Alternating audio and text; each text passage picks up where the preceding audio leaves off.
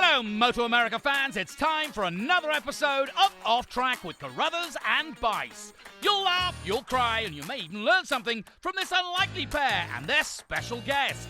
The mic is yours, Paul and Sean.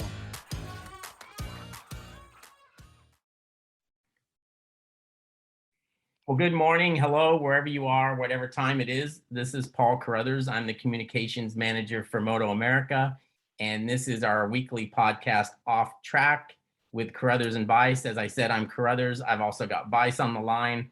Sean Bice is in Ohio. I'm in California. We do this every week. We talk about MotoAmerica. We talk about other kinds of motorcycle racing, but our focus obviously is MotoAmerica. And today, Sean, it's pretty cool. Our guest is definitely focused on MotoAmerica. I mean, we've landed the elusive. This is like Moby Dick. The elusive white whale has been landed. We've got our guy, the guy we've wanted to talk to forever and ever, who we talked to, but we haven't talked to on this. So this is a big deal. I'm excited. I know you know, I've obviously known Wayne forever, and you've known him almost forever. But you're a real fanboy when it comes to Wayne Rainey, who I just actually said who our guest was. But you're a real fanboy when it comes to Wayne, and I always get a kick out of it, and I think Wayne does as well. So it's cool that you have that passion and you have those memories of Wayne when he raced, and now I know you think it's cool like I do that we actually get to work with him. Yeah, I mean, I feel like one of those girls that they show in the crowd when the Beatles used to be on. It's like, I start giggling and, it's crazy for me. So, and of course, I got 3 million questions to ask him, which is ridiculous. But all right, now I'm going to make sure you stick to a time limit because he's got stuff to do and we've got stuff to do. Okay. All right, so let's talk to Wayne now. Good morning, Wayne. How are you? Well, that was a heck of an intro. With talking to you guys like this is not normally how we communicate. So, right. Now this, being on your podcast and listening to that intro, big white whale and it feels like a fanboy, like a woman or girls that chase the Beatles or something, he said. So yeah, it's a little uncomfortable, but no, I'm happy to be here with you guys. Well, the thing is, the talking on here we have to be more well-behaved than when we talk, face to face and at the races or what have you. So it does feel a bit different. It's weird. It's like, Wayne, it's like you're two different people to me. Really, you are. I mean, I tell Pam that all the time. I said, when I talk to you related to MotoAmerica, it's as president of MotoAmerica. And, I almost separate that a little bit. It's really strange. But when I know we're doing a podcast about you and what you did at Goodwood, and I have questions that, believe it or not, questions I've never asked you before. So it's just a different thing for me completely. And I love to this moment is going to be a big deal for me. So. All right, Sean. Sean, you're always asking questions about me that I don't know the answers to. So Wayne, he asked questions to people on the street. You're special, but really when it comes to him and questioning, you're not that special because he does it with everybody. Good. All right. All right, Sean, why don't you go ahead and get started since I know you've got a million questions and I'll just sit here and pipe in every once in a while.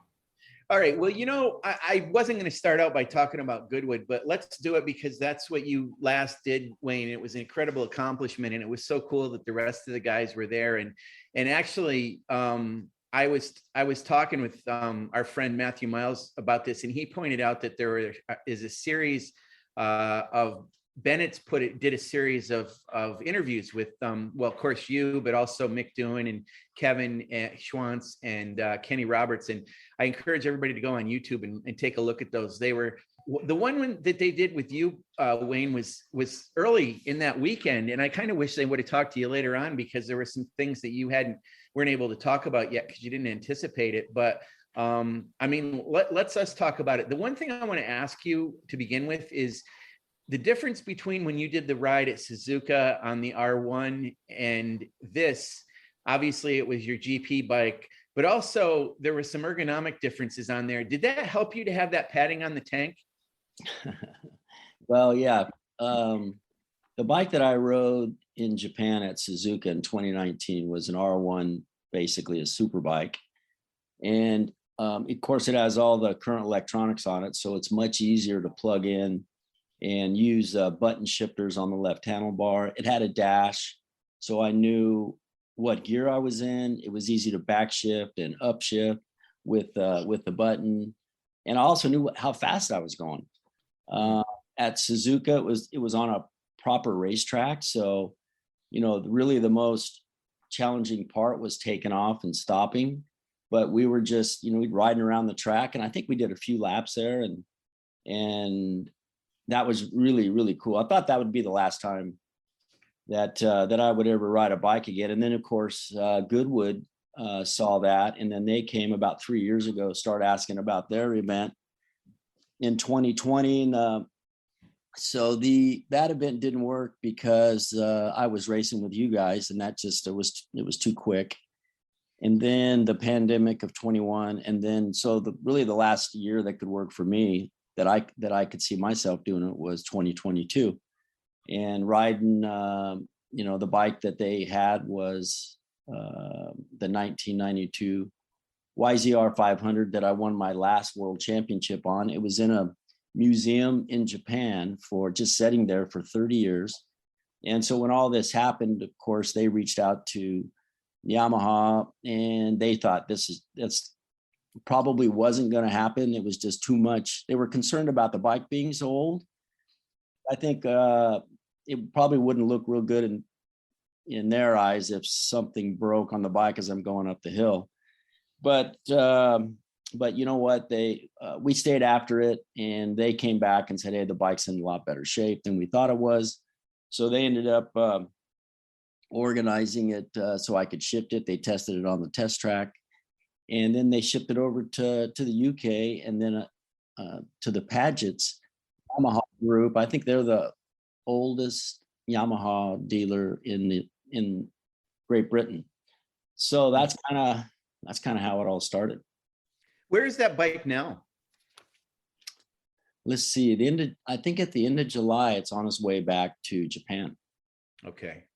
And there's a person in your group, and I didn't know who it was, a Japanese gentleman who I believe was one of your engineers. He had leathers on, and I know he was helping with getting the bike going and everything, but I didn't understand. Did he ride one of the bikes at some point? I mean, why did he have leathers on, and who was that person? Well, that's Nambasan, and he raced back in my era, and then he was a test rider in my era, but he raced just after I had stopped for Yamaha as a test rider. And so he's been with them for many, many years. Yamaha contracted Nambasan to convert the bike so it could work for me. So he designed all the electronic shifting program, which was really kind of tricky to use. So, GP bikes or two-stroke 500 doesn't really start running till about 8,700 RPM, and then they rev out at about 11.5 or 12,000 RPM. So there's just 4,000 or 5,000 RPM that you ride the bike in. But the way that he could make the shifting work was I had to shift the bike with the kill button. That would upshift the bike from first to sixth. And then to backshift it, I would pull the clutch in. Every time I pull the clutch in, that would backshift the bike down gear. And so that I guess that worked good over there. And then they put it on the test track and it worked fine. But when we got it over to Goodwood, and then the first day I was going to ride it was like the Tuesday before Goodwood, and that's the event started on a Thursday. So we were in this big parking lot, and Nambasan, as you say, that he's the guy that was in the leathers, and he wasn't scheduled to come over, but I had asked him, I said, I hope you come over, because if there's any issues with this bike, I think it's better you ride it than me. So he came over, he brought his leathers, and they start the bike up, with one of those roller shifters. And we're in this big parking lot with cars that were in it. We're over at the Goodwood as a racetrack. And so there's a kind of a big parking lot. And then there's a long service road where you can't really turn around at the end of it. So he gets on the bike and it works perfect on the stand. But when he goes to ride it, it won't shift out of first gear. And he messed with that for 3.5 hours. And we never could get it to shift when it had a load on it. So, as it turned out, I ended up riding the bike in first gear up the hill and all those runs. It was just geared to go almost 100 in first. So that's why it kind of looked the way it did. Yeah, but it was a real challenge. It was, it didn't work as designed, for whatever reason. And that was, I felt bad for Nambasan because that's what, obviously we wanted to shift, but it didn't shift. But, looking back, maybe it was probably good. It didn't shift because I was going way fast enough. Yeah, I don't think you even needed second gear. I know you did a bunch of runs, obviously, every day. I think 2 a day. Did you ever get to the point where it was fun and comfortable, or was the worry still? I'm sure the first run, the worry was there was a lot more worry than there was fun or comfort. Did that go away, and did you ever get comfortable, or were you pretty worried every run? Well, I didn't know what to think. And when I watched them work on the bike over there in that parking lot and watching him ride it, after 3.5 hours, I said, guys, I got to know if I can ride this thing or not. So, we got on it and I pulled the clutch in, and, it's got this roller that spins the back wheel. So when you pull the clutch in, that drops it into first gear. It pulls. Yeah. So it clicks it into first gear, but you leave the clutch in, even though it's now in gear, but you're also, you got the clutch in, so it's not spinning. So when I first took off, this is a Grand Prix bike. It has no steering radius at all. And, it's just made to go fast. This bike's designed to go fast. So riding it around in a parking lot in first gear was a little weird. And I was pretty good going left. It was wide enough to go left, and I was just idling, and I felt pretty good there. But when I decided to go right, it almost fell over on me, and I had to gas it up to get the momentum to pick it back up. So I was real like, man, I didn't like that. And that was an odd feeling, because with my situation, I don't have any balance whatsoever. So when something starts to fall, normally I only catch it by looking and feeling it that way. So it was the faster I would go on it, the more easier it was to control. But yeah, it's we had to turn on this road that we rode the bike on. In that parking lot, there was actually a service road. And so we could ride down at the end of the service road, and we had 3 guys standing down at the end. So I would ride up to them, and they would hold me, and then they would do like a 3-point turn to get me turned back completely to go back the other way. And so we did that like 3 times. And then on the 4th time, they were turning me to turn back to go back the way that I came. And as I was sitting there, I could see that I wasn't quite straight yet. So I'm waiting for them to pull me back one more time, and they had let go. They thought I was taking off, and I fell over. So that was, it was really nobody's fault, except it was a little weird falling over on a Grand Prix bike that's just sitting there. And so we knew after that incident that we had to really be in sync with what we were doing. Fortunately, it just didn't do anything to me, and because I was bolted on there pretty good with my boots clipped in like a Tour de France bike, and I had a strap over my legs that kept my knees against the fuel tank. So I didn't, I was fine, but the bike got a little bit scratched, but it was okay. We just picked it back up, and I got back on it and rode it. Was Shay there to witness that? Unfortunately, she was. Oh, wow. Yeah, that wasn't. I tried to play it off. It was really nothing, but she wasn't really. She was asking me, "Why are you doing this? Why do you need to ride this bike?" And I said, "Well, that's just it. I just want to ride it. I think it would be cool." I said, "This is something that I thought about when I was in the hospital about 3 weeks into my injury back in '93. And I just, every day I'd wake up, I think I would really like to get back on a GP bike again. And I thought I would, do it maybe the next year. But as time went on, I saw that, that memory faded pretty quick because, reality set in, and it was, it's going to be much more different. My life was going to be much different than just getting back on a GP bike. But this was really the first opportunity for me to ride a Grand Prix bike that I rode in the past. And it just took 30 years for it to happen. One of the things that's interesting was Kenny said, those 30 years to him went by. It felt like, he was right back then.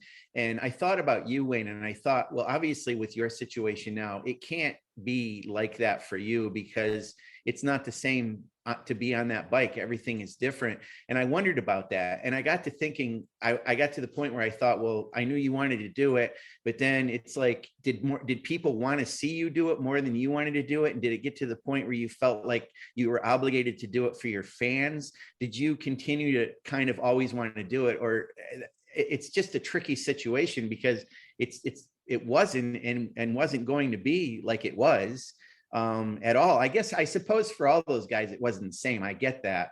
But, with your situation, it's definitely, that feel is different and everything, like you said. And even when you did the thing at Suzuka, I was amazed that you were able to raise one of your hands up and wave to people, because I'm like, that's everything is up there in terms of your feel and weight and everything. And I'm glad that they had different solutions for you for this bike. But did it get to the point where it was kind of almost bigger than even something you wanted to do? You felt like you owed it to people? Well, it certainly didn't start off that way. This was, when they came to me, I was like, yeah, I can do it, or I don't have to do it. I thought I was done after that Suzuka ride.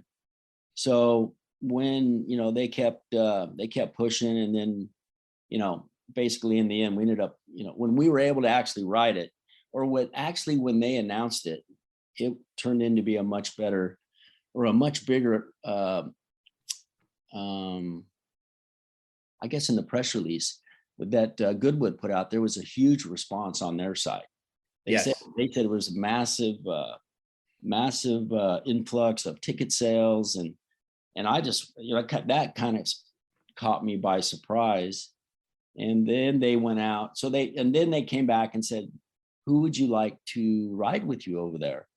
And the only one that I could think of, at that time was Kenny Roberts, because of everything he had done for me in my career and in my life. And I thought it would be cool if Kenny could come, but I didn't know if that was possible. So they talked to Kenny and he agreed. And then Goodwood reached out to both Mick Doohan and Kevin Schwantz, which really was another big announcement that they had for that all four of us were going to ride. So it ended up being a really cool deal. I mean, I didn't think I didn't think about my participation would end up being as cool as it was. So yeah, I guess I didn't realize that, Sean, that they were going to do all that. The other part of it that I want to talk about too is you mentioned about Shay, and huge credit to her for what, being there and what she's meant to the whole thing, and obviously to you in your life all the way along. But I also want to mention Rex. You had talked about him afterwards in some of our meetings when we asked you about stuff, and I was just so touched by him being there and how he helped you. And I think about it with my own son, because my own son's I have one son too, and he's a couple of years younger than Rex. And Rex is his own man now. I mean, he looks like your dad now. It's funny how he kind of looks like Sandy, but huge credit to him. And I wanted to point that out because you had said it to us, and man, he helped you on and off that bike all those times and was just there all the time. And what a terrific kid he is. You raised a great one, Wayne. Oh, thanks for that. Yeah. Rex and Shay were certainly a part of my team that made this happen. I could not have done it without those two. And also Rex's wife, Skylar. Rex is 29 now. So he was 10 months old when I was injured. He's never really seen what me, in leathers on a GP bike in front of many, many fans that were so close to us. So he kind of got a little taste of what it was like when I was racing back in the day.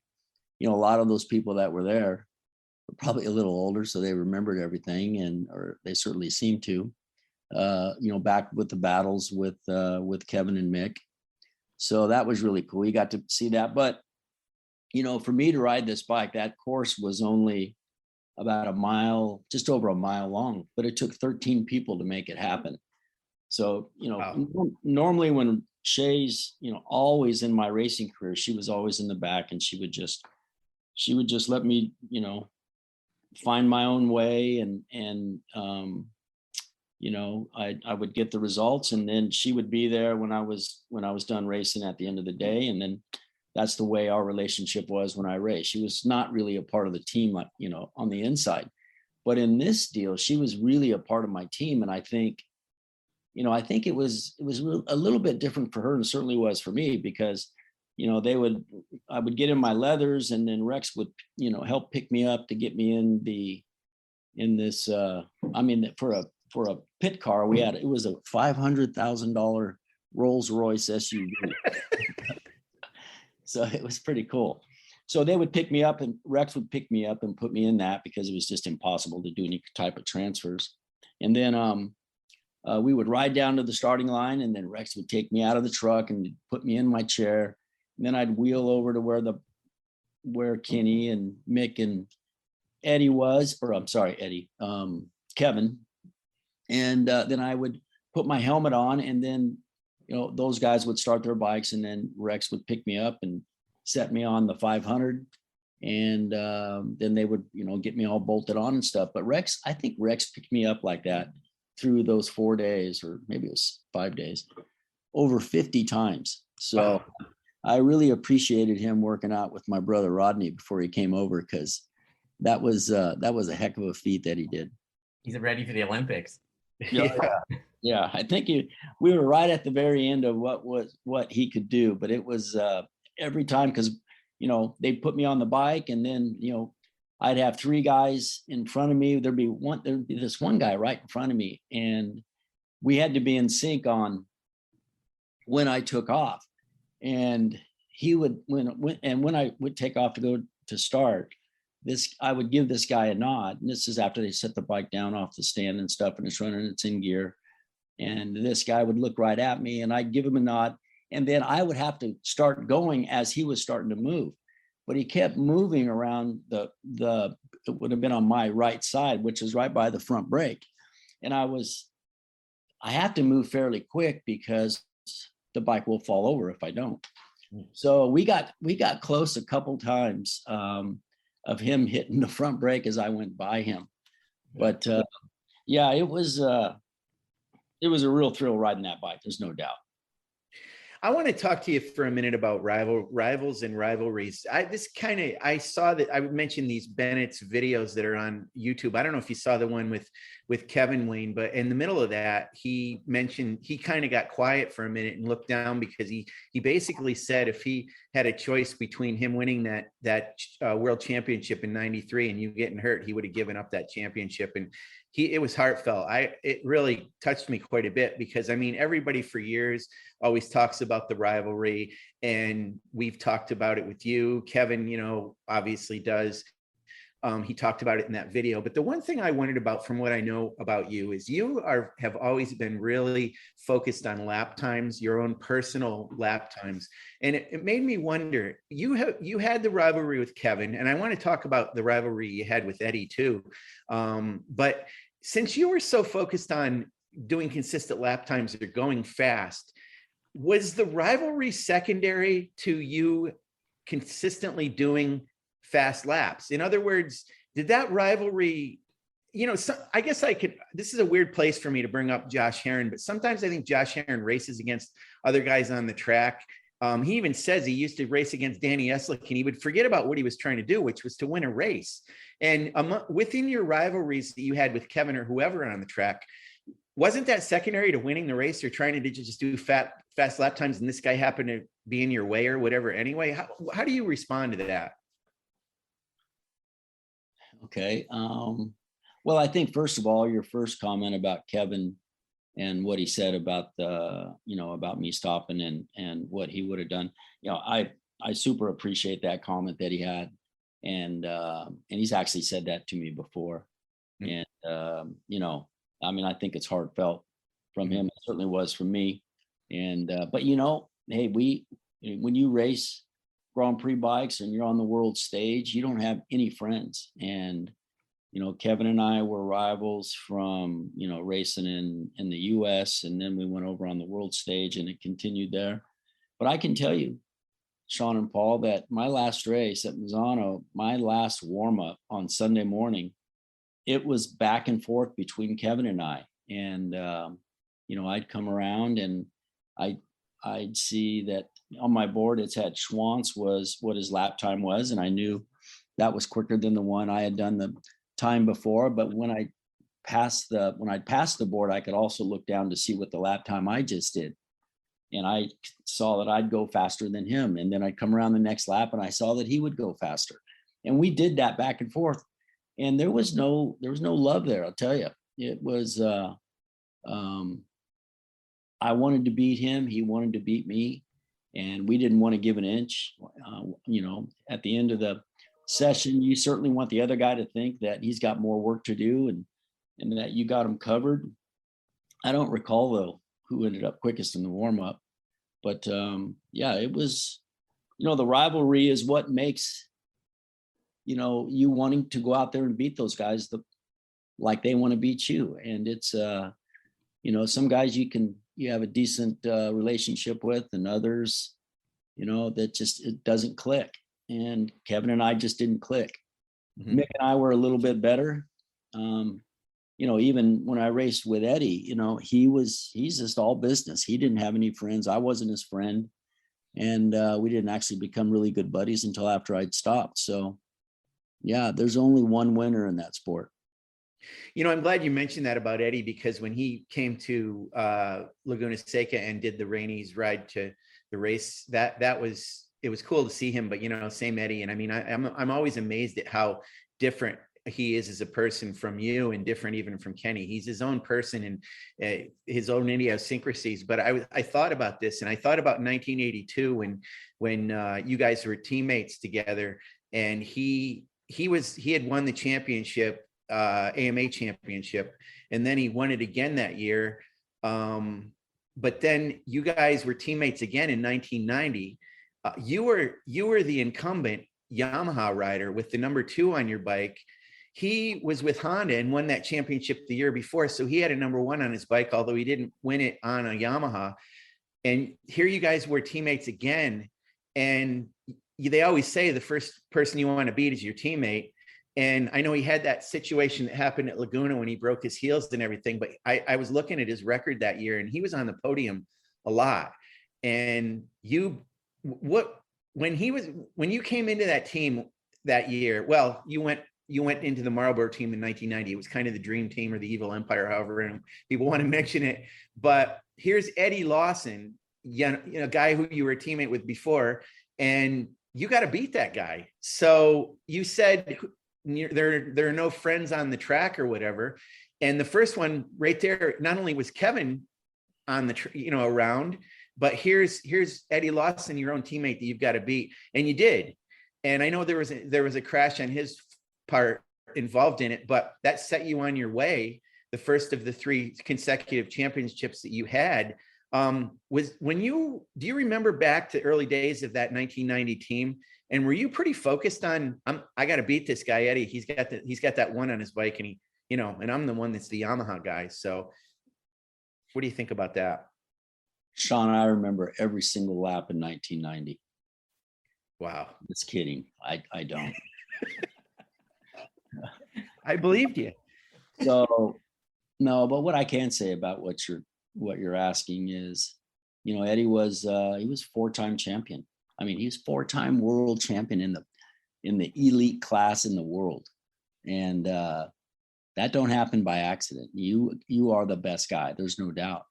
And when he switched to Honda and beat everybody on a Honda, it was just like, I'm sure he was thinking, I am just going to annihilate everybody else because of this confidence that he had of winning 4 world championships. So, but in his 4th one, I ran him all the way until the last race. and I ended up making the mistake at Sweden and fell down. I think I was in the points lead. I don't recall. It was close. I just know it was close, but he beat me in the last race. But that gave me a real whet appetite of just how close I was. And then in 1990, we ended up with Marlboro sponsorship, and they said, you're going to run Michelin tires. So we put those on there, and then they wanted Eddie Lawson back on the team, so that come on board. And then they also had John Kaczynski on the 250 team. So we had the baddest team in the paddock. And yep. Yeah, so it was so for me, it was like, this is exactly the scenario that I need, because we're going to be in the same team on the same equipment, and I'll be able to look at his data and he can look at mine. And so it started from, the very first lap at the first test. And I was, trying to outdo him, and he was trying to outdo me.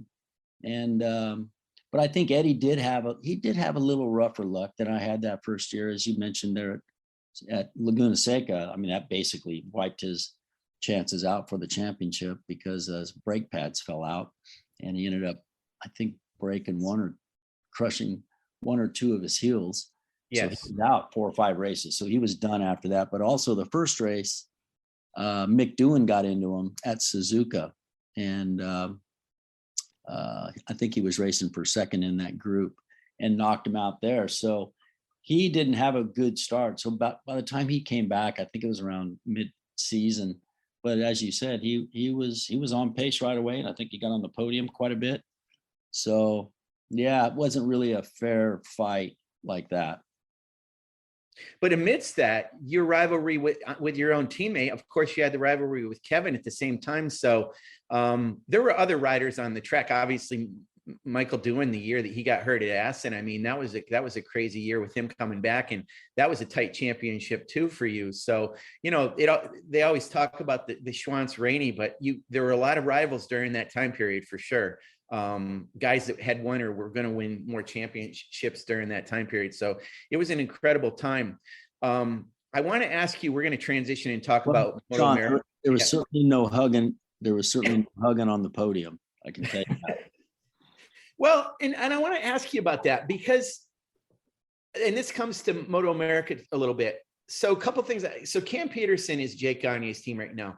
He's completely delighted to be on that team, as he should be. They're a good team. He's doing well. And I wonder to myself, I think he wants to beat Jake. I don't know if he believes he can beat Jake. And I don't know what that's like, because they've got theoretically the same bikes, looking at the same data. And Jake is doing Jake things, as he said in this at Laguna Seca. And I don't know if that's okay for Cam or what.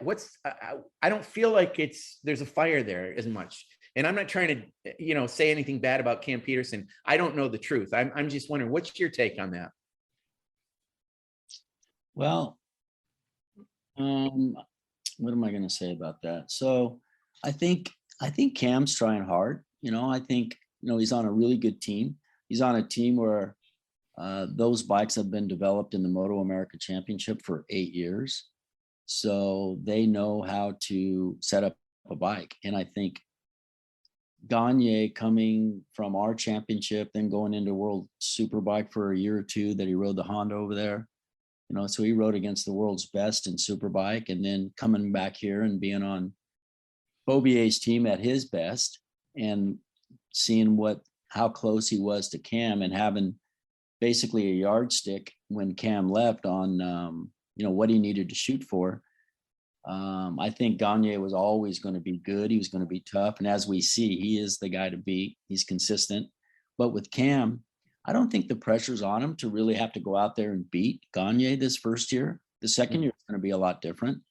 But I think he's doing a pretty good job. You see him racing Petrucci pretty hard. And he's a big guy. I met him for the first time at Laguna Seca, much taller than I thought.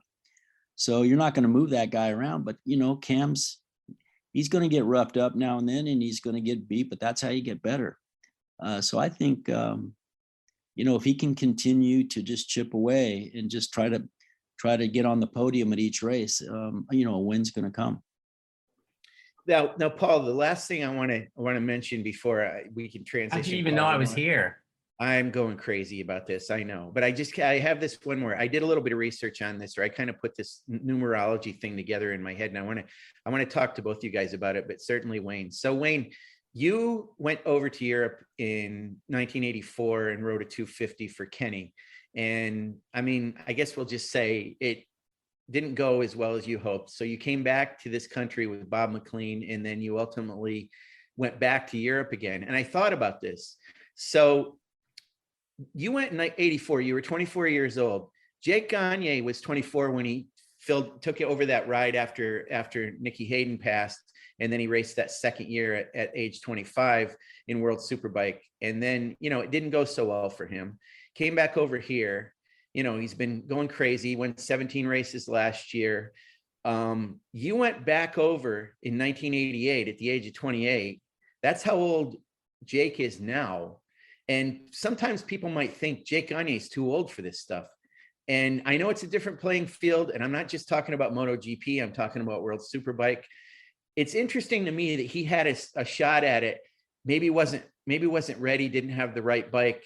A couple years go by, and I'm wondering, if it turns out that he wins this championship this year, and it's still to be decided, it's still close, obviously. Do you think that it's time for him to go back over, whether it's MotoGP, whether it's World Superbike, and whether there's even an opportunity there? But I mean, I'm thinking, he was around the same age as when you went on your run and won your 3 World Championships. So it's an interesting parallel, I guess, is what I'm bringing up here. Well, I don't know what Jake's desires are, if he wants to go back and try to be world champion in that arena. It's a huge step, a huge commitment. He's got a pretty good deal here. He's winning races. I'm sure he's doing well with financially. But if you keep beating everybody the way that he's beating, I mean, eventually it's going to get boring for him. So I would like to see him try to go over and do a couple of wild cards, with his current team. I don't know why they can't go do that at the end of our season, try to make a deal with the organizers about getting the MotoAmerica champion, if he's champion, to go over there and race against the world's best. And let's see how he goes. So I would hope that he's thinking that way, but I guess we'll see. All right, Sean's finally gonna let me have a crack at the microphone, so I'm going to take advantage of it, and I'm going to switch gears a little bit to MotoAmerica. This is our 8th year now, and I say we because I've been fortunate enough to have this job since we first started. Yeah, you were one of the first. Yes, and when we took this, when we took on this, we were given a pretty big hole to fill.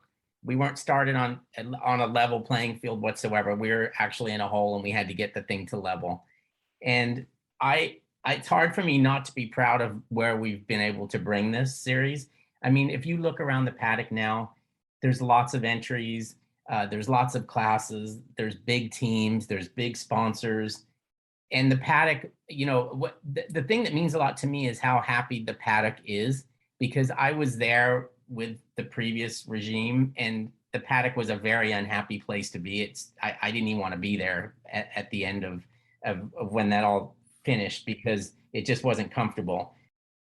Now we have, the championship here is good. We've got 3 guys racing in Europe, which was always one of the goals, to put some guys in the World Championship. So my question to you is, A, are you proud of what we've been able to do? And I know we're an impatient bunch, and we probably expect to be at an even higher level at this point. But sometimes I think if you just take a look back and see how far we've come, I mean, you have to be proud of what we've been able to build here. 100%, Paul. I think when you ask the question that way, when you look back over 8 years where we started, and then you look at the last couple of races, I think we had, over 230 entries in Road America, and I think at Laguna was over 220, I believe. And we have a lot of racing on track, and like you said, I think our desire to begin with, was a good one, and that was just trying to get the championship organized in a way that it can be competitive, and that we could develop riders that if they had a desire and a chance to go abroad and race in the World Championship, it's not such a big step. And I think we're on our way. I think as you said, those riders that are over there that are in the World Championship now, I think Gerloff, I'm not sure what his struggles are now exactly, but when we look at how quick he was going last year before he started bumping into a few people, he was right there. And then we look at Joe Roberts and Cam Bobier. They came from MotoAmerica, and we're all just waiting for them to win. I mean, it's going to happen, and so we know that our championship can provide these type riders.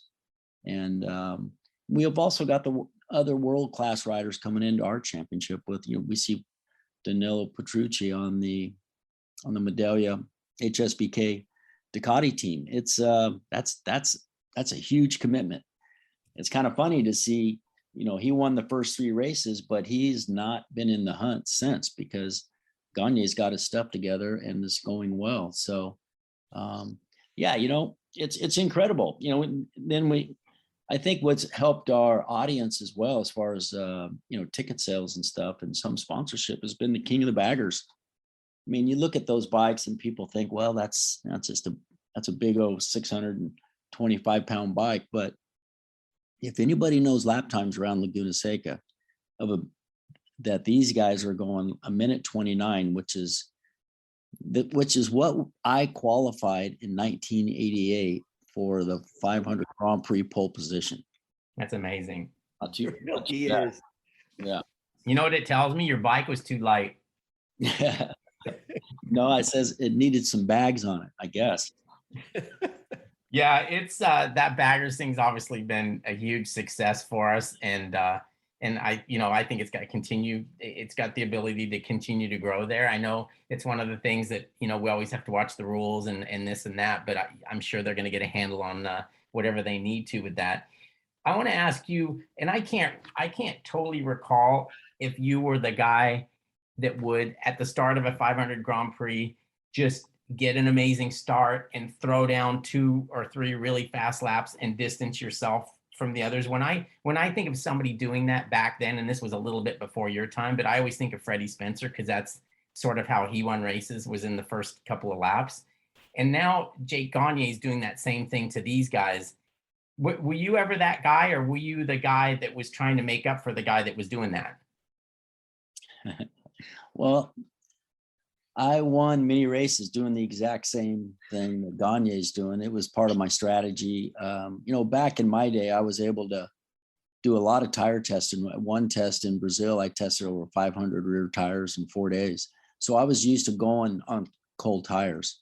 And so that was a big advantage for me.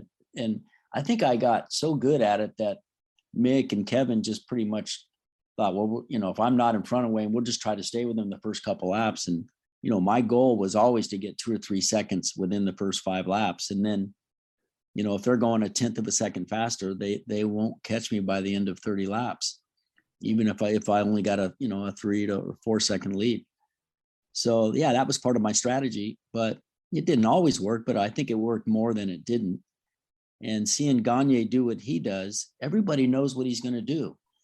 And for the life of them, the bikes now are a little bit different than what I rode, obviously, because we had no electronic assist like these guys have with these, the way that the bikes start. So I think, Gagne's, he's got it all going right now. And it's very clear what his advantages are. And the other riders and teams just are going to have to work to chip away and try to change something, because until somebody gets in front of Gagne, they really don't have a chance at the moment. So that's what I would be thinking about.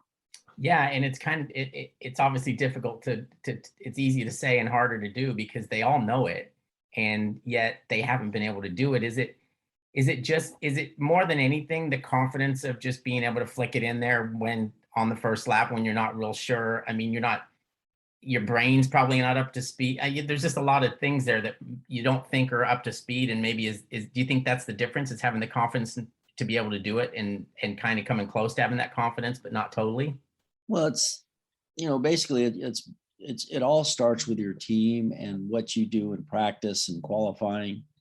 And, that's where you gain your confidence, going out on slow, cold tires. How do you go out on slow, cold tires?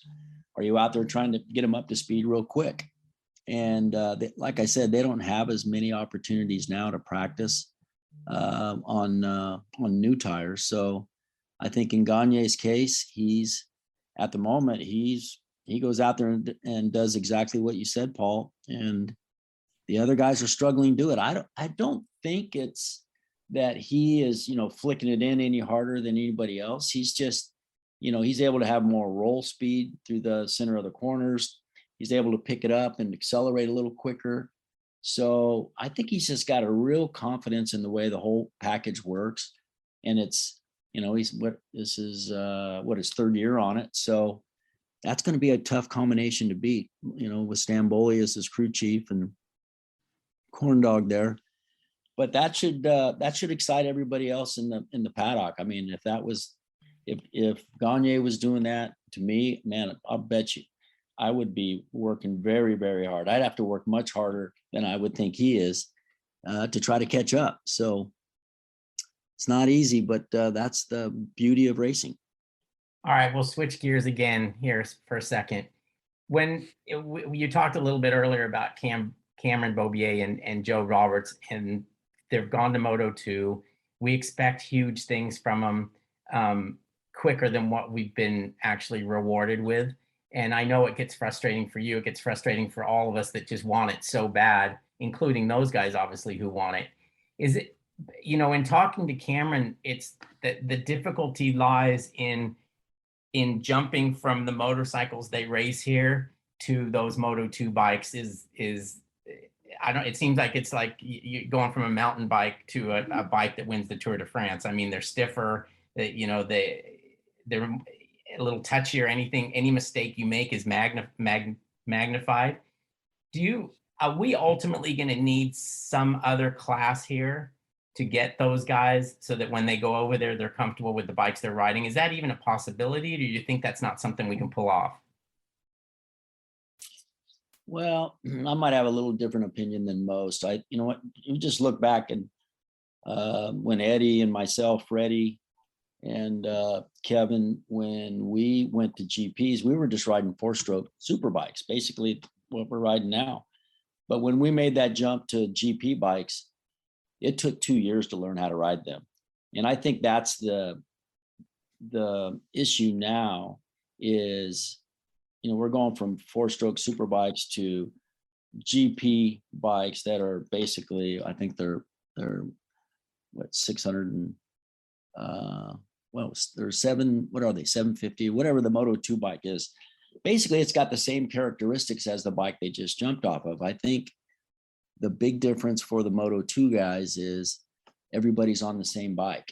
So it's basically comes down to your team, and the team's got to help the rider adapt. And those teams have been there forever. And they went from when it was a Honda up, now it's a Triumph. They're used to these chassis. The riders, in Europe grow up more on this style of racing. But for me, I think the elite riders out of any championship can adapt, and they'll adapt quick. And like Marquez did, even though he grew up in that, but when he jumped on a MotoGP bike, he was there. And I just think, yeah, of course, we all would think that Cam could make the change, or make the jump and make the change.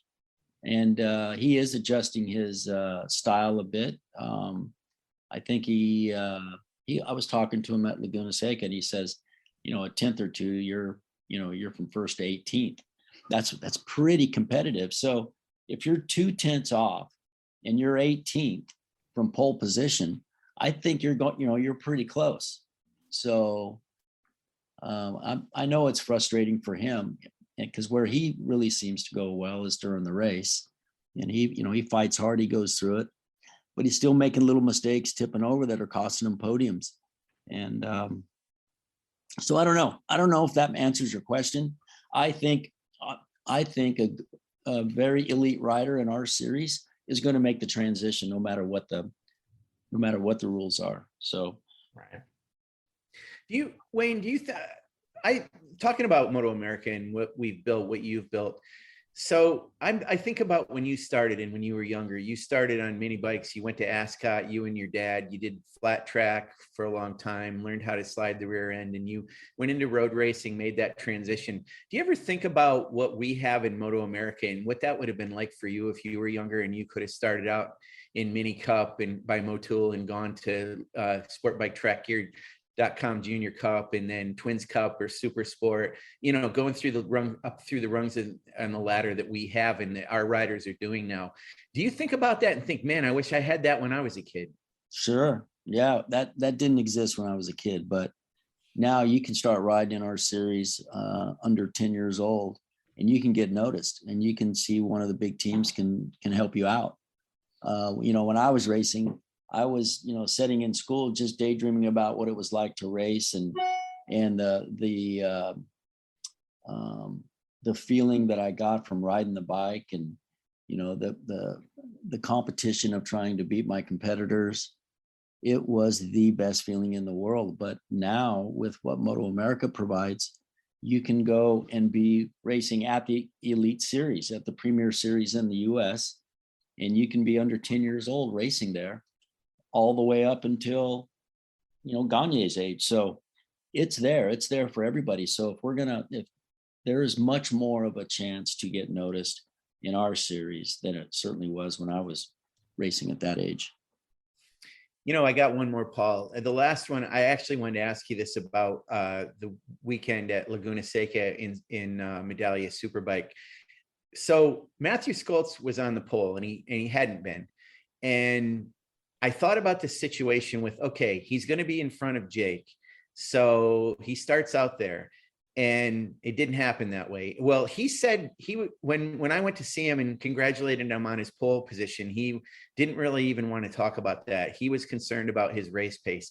And I got to thinking, okay, he can do a quick lap, but he doesn't think he can do that, put a bunch of laps together. So from a racer's point of view, Wayne, how much of an advantage is it to be on the pole, or does it help at all? Because it's good to be able to do a fast lap, but you got to do it at Laguna Seca 20 laps. What's your thought on that?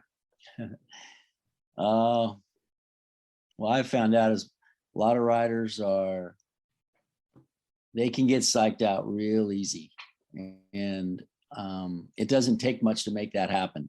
I mean, you could be in the crap and go out there and put one lap in, and you've got everybody else on notice, and they have no idea that you just can only do one lap. And I think with what you're saying about Matthew, yeah, maybe he knew he had a problem. Maybe he knew he couldn't get the pace, but you certainly don't want to let nobody know that you have these struggles. You want to keep these all within the team. And when I saw he got pole position, I was going, okay, we got a race on here. Yes. Matthew's in the fight for the championship, and it completely fell apart on him. I don't know what problems he had. I heard something about overheated tire. And in the first race. Yep.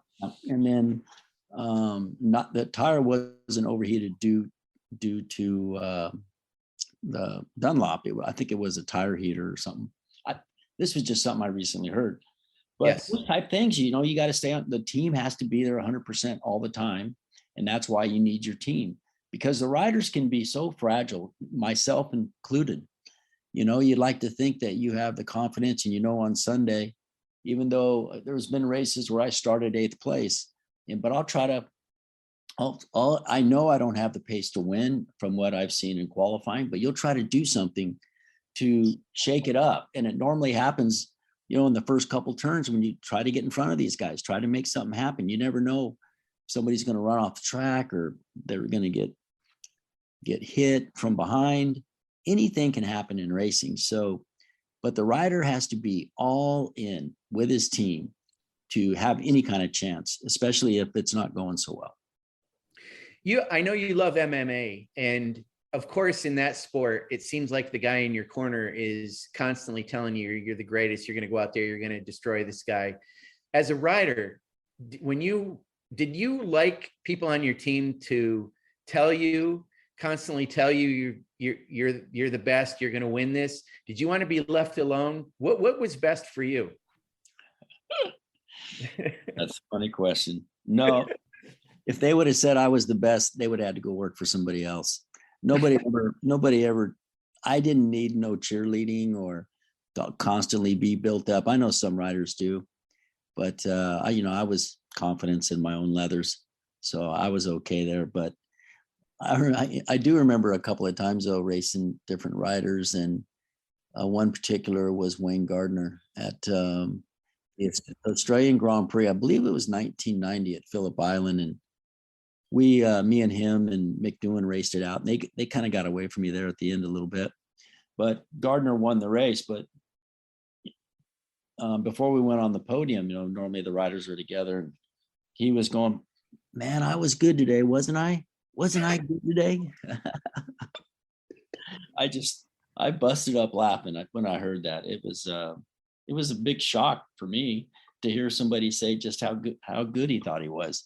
But that's riders, All right, well, we're going to wrap it up. I'm going to put a muzzle on Sean so you can go on with the rest of your day. I was going to tell you were the best president in the history of presidents, but I know you don't need that, so now I'm not going to tell you. But thanks for that. You're welcome. But yeah, it was nice having you on finally, Wayne. I know it's not been the first time, but it's been a while, and we need to do this more often. But thanks for joining us. Take some time out of your day, and I hope you have a good rest of your day.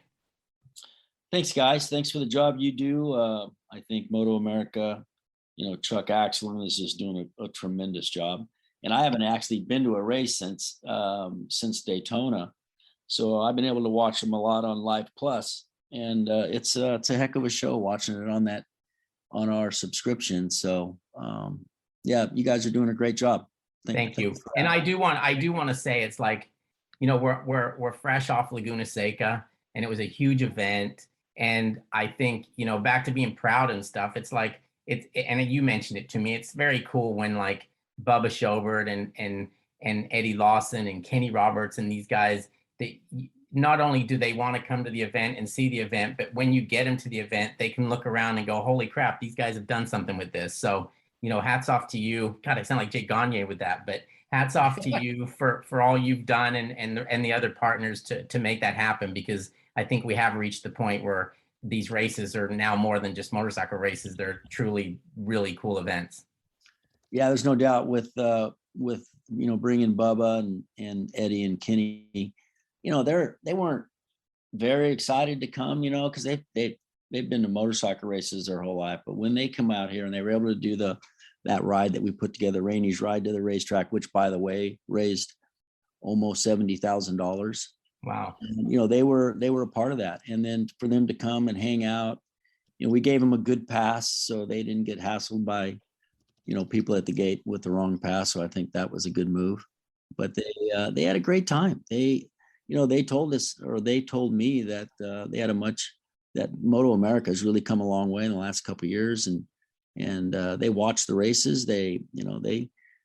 I got it. Eddie gets a hold of me and shares, wants to know things about what happened in races with different riders. And so, yeah, Richard, this is his baby. It's really cool seeing, Richard very happy, and he knows just about everybody in the paddock. So yeah, it works great. Yeah, it's really a cool place to race. Yeah, it is cool to see that. And you mentioned about your ride and raising money for the Road Racing World Action Fund in the air fence. And I want to also mention, so we'll be at Brainerd International Raceway next weekend. And I always mention this thing about corner workers. Well, I've got a little bit of a different tack on it this time around.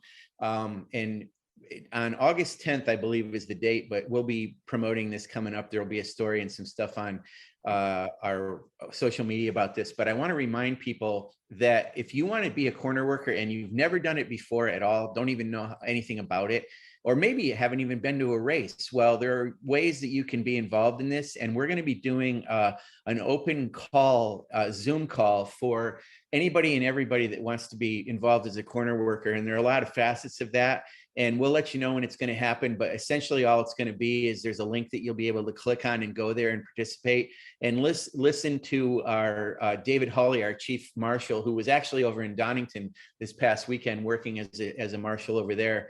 So you can get to know what it's all about and find out about attending our races and getting involved in our series. And we know you're fans, and the best way to be a fan and the best seat in the house is to be a corner worker out there on the track and helping the riders there. Forever indebted to the marshals that we have, and of course our air fence as well, but all the safety features that we have for our racing. But get involved in that, and we'll have more news coming. This is a little bit of a teaser about it, but we'd love to have you join us for sure on that. So and again, I just want to, hey, Wayne, the Wayne Rainey, the 3-time champion, not my boss, I got to talk to today, and it was beautiful. Thank you. All right, guys. Thanks a lot, guys. Thanks. Have a good one.